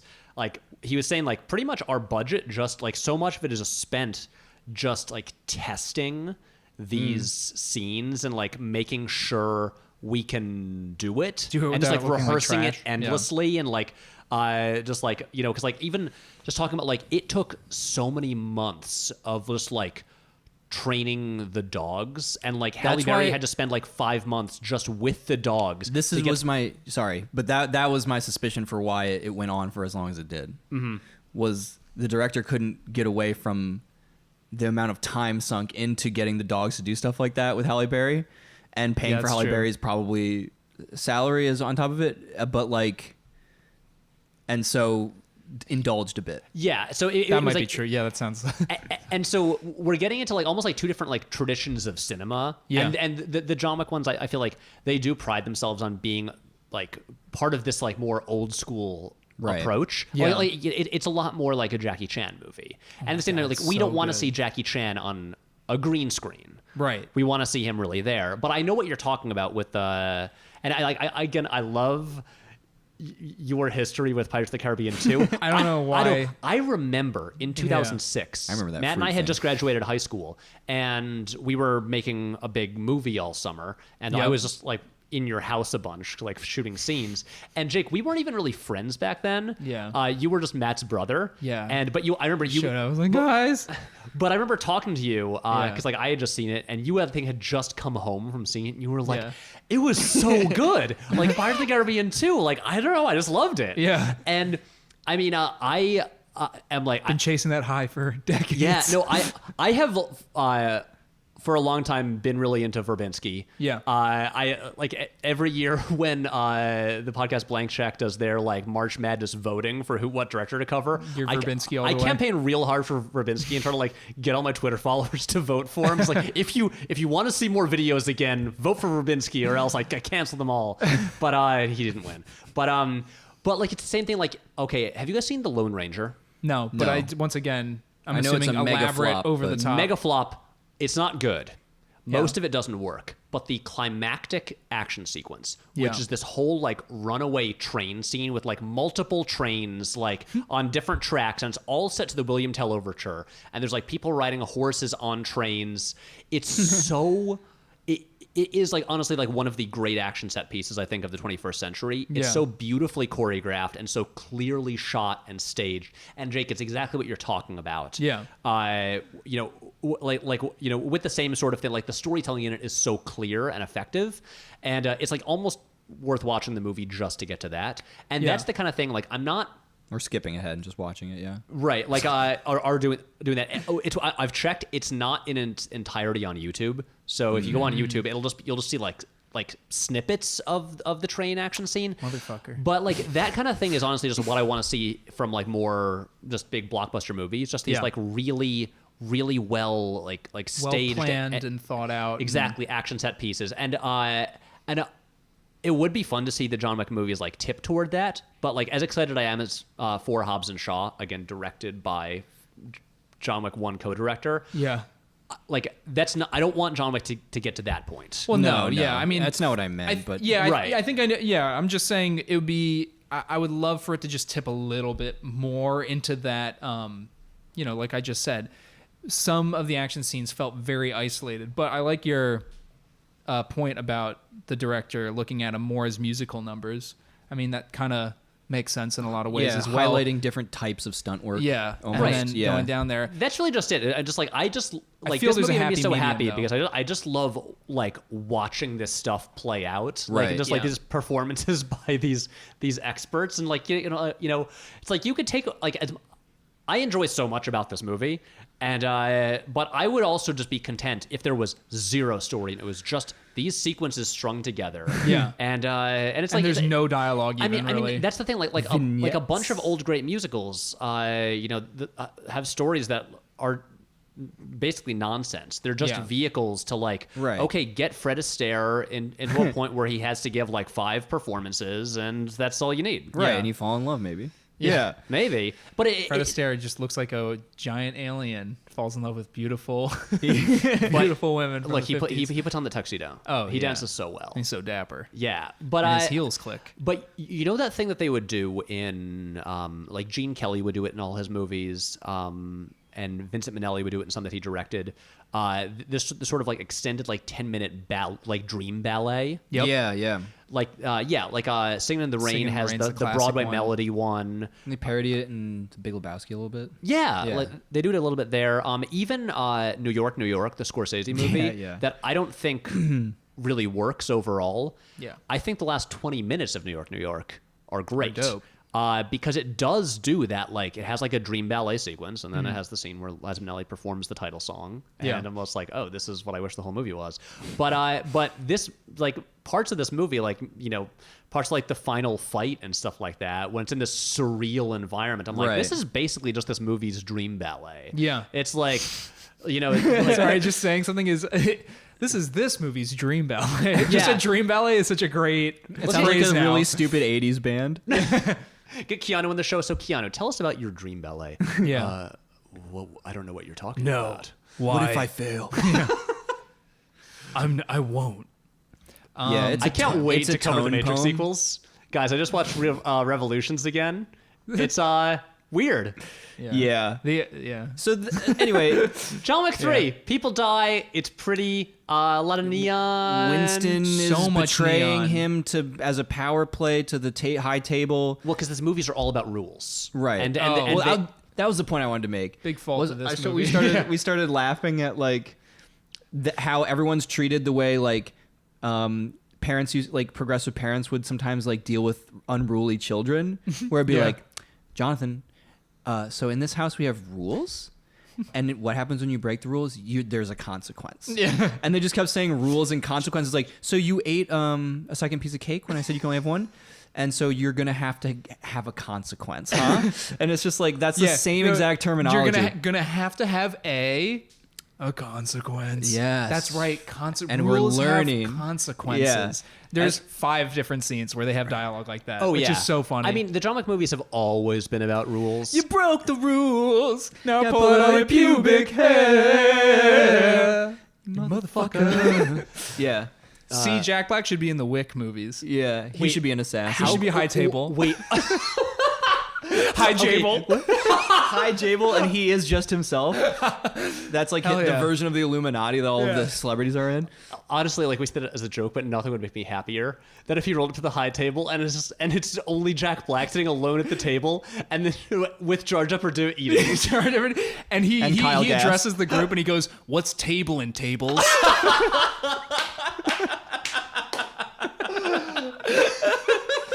Oh man, should we end on a laugh? Honestly, I like. Yes. Yeah, Shut it up. Shut it down. my tiny little point is just these movies are all about rules, and I do like the idea that, like with Winston, it seems like he's like breaking and going against the rules, but it really is just a play to like adhere to them and strengthen them after all. Oh yeah, there's gonna be some trickiness. Right, going like on. They're like, wow, man, the stones on this guy flexing on us like this. I know. to prove his worth. So really, I mean, I feel like the ultimate like end point of these movies is John has to destroy the system and just tear down the rules, Right, John- just like the Matrix. yeah, my trajectory and for thus this. we get killing to- in the name of yeah, and we get that. Fuck you, I won't do what you tell me. And it's John. I do think that these movies, their trajectory is a. John tried many years ago to escape his former life and live a life of romance on the beach with his wife, and effectively casting aside the old ways. And now he's been irreparably drawn back into it, and now he realizes that he will need to no longer metaphorically cast aside the old ways, but destroy it from the inside. And that's what's going to happen. And He's a gonna bomb do being that. set off. Calm Like a Bomb should play too, and he's in the Well, Can I just say Calm Like a one- Bomb plays at the very end of the Matrix Reloaded. I know. Calm like a bomb. Can I say one very specific thing about Keanu Reeves? Yeah. Sure. These movies, Keanu Reeves, we're talking about the the dance-like aspect of these fight scenes. Keanu Reeves is the most interestingly he moves in the strangest ways. He is scrabbling all over the He place. scrabbles. He's awkward, and has nobody long else limbs. does that. He has strange long limbs. He runs in an interesting way. and he has as like a a result, limp, he's kind one of. of the most interesting physical actors now. Suddenly, to me, 'Cause you and watch this him- movie especially made I've me always realize thought it. this. It looks Yeah. like he is doing it wrong, but then he successfully does all of the stunt moves, work. yeah. But he looks so ungainly Yeah. while he's moving, and with his hair flopping around. He moves like no other action star, especially when you compare him to all of his sort of contemporaries that do their own stunts, aka Tom Cruise. Also, and I will Also, say, the professional stunt people around him. Well, yeah, a thing Keanu always makes very clear. I've been Yeah. watching a lot of interviews with him recently, and he always gets asked like, so like, what's your favorite stunt that you do? And he's like, I don't do stunts. Yeah. He's like, I do the action, the stunts. Like when I get hit by cars, I have a stuntman and he does that. So he's like, I'm not Tom Cruise. I'm Yeah. not doing the stunts myself. he got hit by double Well, cars this but- movie. But I guess all I mean by that is that Tom Cruise does his own action and stunts, Yeah. right? I just think that because he's a taller actor, and so many of these action stars end up being shorter than you'd think. You got a Right. low center of gravity, right. The just like a gymnast tighter thing. control Yeah. over your body. And so because Keanu's like the 6'1", 6'2", gangly dude who's like not quite in just think he's 6'2". perfectly jacked shape. Right. Yeah, he just is this Scrabble-tastic weirdo. He's like gawky Yeah, and he's awkward. 6'1". Yeah. Yeah, I mean, there's again, I've just seen The Matrix so many times that Yeah. like every shot is burned into my brain. But when he's just like doing And, kung it's a fu, cry for help. but when he just like the way he just like does like a karate chop Yeah. and like swings his arms and stuff like Yeah. that, it just there's something that looks really interesting Yeah. about it. And and again, like I said before, this is the movie where he quotes himself from The Matrix. And Yep. The Matrix quoted it. He quoted himself from Bill and Ted.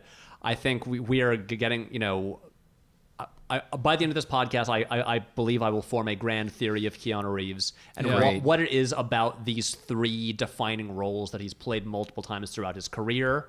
Yeah. And like The cycles. the cycles. Yes. The Keanu cycles. Exactly. So we have the Wick cycle. Uh-huh. We have the Ted cycle. We have the Neo cycle. And the Neo cycle. Yeah. The Ted cycle. Ted cycle. That one kind of sticks out like a sore thumb. No, it does. But it's important. Exactly. It is It's his very early important. work, but it's But important. I'm happy to wrap this thing up. Let's bid wrap it. Let's bid our listeners a good night. Yeah, so look, follow us on Twitter and Instagram at Keanu Podcast. Send us some emails. We want to hear from you guys. KeanuPodcast@gmail.com. And we'll be back here next week. Next week, we are leaping backward through time. Yes. Yes, Back through the to- ages, through the cycles. To the beginning of the first cycle, to the beginning of the Ted cycle. We're kicking back through the cycles, through the layers. We're watching Yeah. a movie that I bet you have never heard of before, even though it has 3 titles. Title Which 1. makes you think you would have heard of it more. Yeah. Because there's more Right, 'cause titles. They said it more. Title 1 is Flying. Yep. Title 2 Is Dream to Believe. and Title 3. Teenage Dream. Yeah. Yep, it's a movie that